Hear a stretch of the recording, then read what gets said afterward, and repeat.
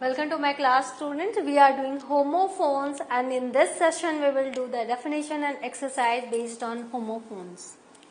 Now, what is homophone? A homophone is a word that is pronounced the same to a varying extent as another word but differs in meaning. लेकिन meaning में वो अलग होते हैं. Same pronunciation होगी लेकिन meaning जो उनकी अलग होगी. A homophone may differ in spellings. उनके spelling different हो सकते हैं या may be spelled the same या कहीं कहीं same spelling हो सकती है. Such as rose that is flower and rose that is rice का past form, right? Rose. Or differently such as carrot, carrot and carrot. या फिर टू जो कि प्रीपोजिशन है, टू जो नंबर है और ये टू जो हम कनेक्ट करते हैं to, right?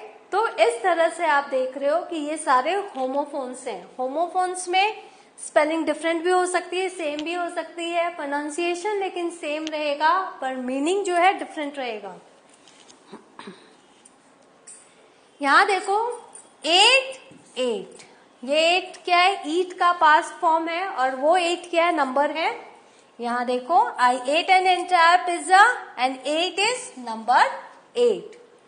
Charles will make up at 8 o'clock tomorrow morning. तो वो 8 o'clock वो उठेगा. तो यहां पर जो 8 है वो नंबर है. bear bear spelling is different. bear ये क्या है? एडजेक्टिव अनकवर्ड और नॉट डेकोरेटेड. जब होता है Tom walks around his house in bare feet, वो बिना चप्पल के नंगे पांव वो अपने घर में घूमता है. And bear a large mammal, भालू. अच्छा, बाय बाय एंड बाय. ये बाय जब हम कुछ खरीदते हैं, ये बाय जो प्रपोजिशन रहता है, और ये बाय जब हम गुड बाय कहते हैं. To buy is a verb that is to purchase. Can you buy me lunch as I have lost my purse? Buy is preposition. My favorite book is The Story of Helen Keller written by Helen. And buy, that is exclamation. This is a shortening of goodbye. Bye. See you on Sunday. Cell, cell. ये देखो spelling different है. ये cell मतलब prison, jail या छोटी सी कोठरी या फिर बैटरी की सेल, और ये सेल का मतलब है बेचना. Cell, a cell is a small area room usually in a prison. A cell can also be one of the smallest divisions of a living organism. Cell कोशिका. The prisoner spend 10 years in his cell. अच्छा, to sell मतलब बेचना. To exchange a product or service for money. We want to sell our car. ठीक है. Due, do, due. क्या? Due. Due is the name जो ओस पड़ती है फूलों पर सुबह के समय. Due is the name for small drops of water that accumulate gather on plants and other objects outside during the night. तो वो ओस जो होती है. टू डू, डू मतलब काम करना, वर्ब. हम इसको एज एन ऑक्सिलरी भी लेते हैं. What do you usually do on Friday night? कि यहाँ पे देखो ऑक्सिलरी की तरह और यहाँ पे हम लोग एक्शन की तरह हमने लिया इसे. What do you usually do on Friday nights? Due, adjectives. This is used to indicate the deadline, जो फाइनल डेट होती है, जो वो होती है deadline that something can happen. It is also used to indicate when a baby will probably be born. तो जैसे my pregnant friend's baby is due in October. तो जो डेडलाइन देते हैं फाइनल डे, और जब हम प्रेगनेंसी के बारे में, बच्चे के बॉर्न होने के लिए जब हम डॉक्टर डेट्स देते हैं तो हम ड्यू का इस्तेमाल करते हैं. Site, site, site. ये देखो, ये साइट माने दृष्टि, ये साइट मतलब लोकेशन, और ये साइट माने रेफर करना, एग्जाम्पल देना. Sight, this is the sense that you use when you see or look. देखो, noun sight. Blind people have no sight. This is a sight. Spelling अलग है देखो. This is a synonym for place, right? This is sight. Sight is noun. This is a synonym for place. बहुत common website हम use करते हैं. फिर ये site का मतलब refer to a passage, book या ऑथर, वहां से एग्जाम्पल लो एविडेंस के रूप में, तो हम ये साइट का यूज करते हैं. अब continually should be use to mean very often, right, at regular or frequent intervals, और continuously to mean unceasingly, non stop, constantly, without interruption. तो कंटिन्यूअली और कंटिन्यूअसली में ये फर्क है. घेसली कॉजिंग हॉरर और फियर, डर जो पैदा करता है एक्सीडेंट के रूप में, एंड घोस्टली माने भूतहा, like a ghost in appearance or sound. Affect verb है और इफेक्ट नाउन है. अफेक्ट में to influence, the flood affected the people, और टू एक्ट, जैसे she affected an air of superiority. Effect जो है वो रिजल्ट है. The lightning effects were spectacular. तो इस तरह से अफेक्ट और इफेक्ट जो है नाउन है, अफेक्ट जो है वो वर्ब है.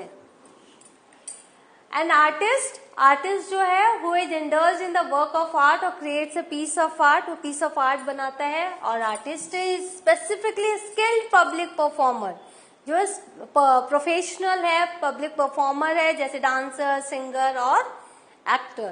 देखो स्पेलिंग में सिर्फ एक ई जुड़ गया है और कोई अंतर नहीं है, बट मीनिंग अलग है. अब हम ये करते हैं homophones. Beehive, chapter 11, page 145. Consult your dictionary and choose the correct word from the pairs given in the brackets. The site of the accident was ghostly. अब आपको पता है यहाँ पर ये साइट होगा और यहाँ पर ये घेस्टली होगा, राइट? क्योंकि एक्सीडेंट की वो जो जगह थी बहुत ही डरावनी लग रही थी.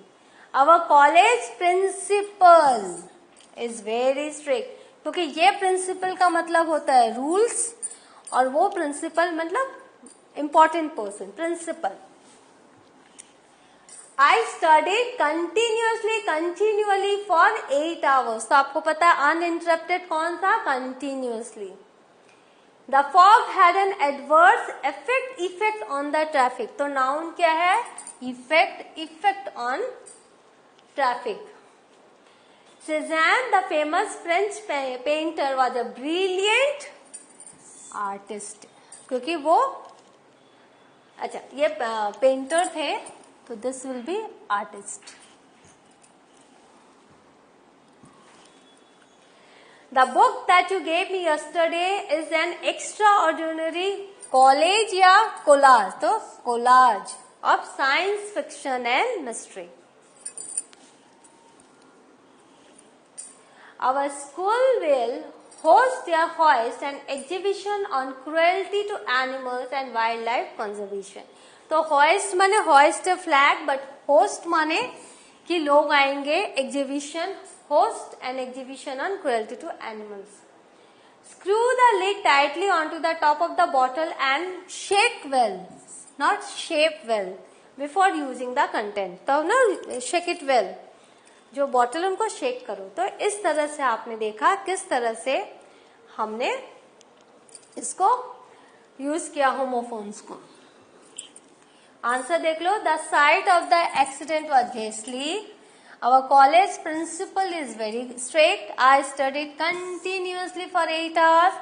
The fog had an adverse effect. Cezanne the famous painter was a brilliant artist. The book that you gave me yesterday is an extraordinary collage of science fiction and mystery. Our school will host an exhibition and screw the lid tightly onto the top of the bottle and shake well. नहीं तो वो गिर जाएगा जो liquid है. Before using the contents. ठीक है. तो आपने क्या पढ़ा? आपने पढ़ा होमोफोन्स. आपने देखा कितने इंपॉर्टेंट होते हैं ये homophones.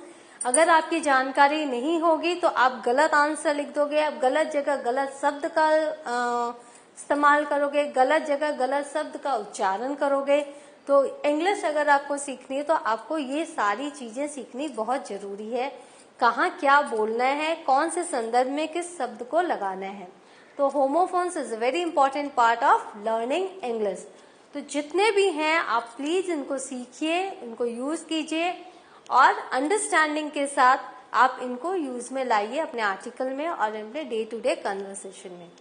So in the next topic, in the next class, I shall with a new topic. Till then, have a good revision of this. Thank you.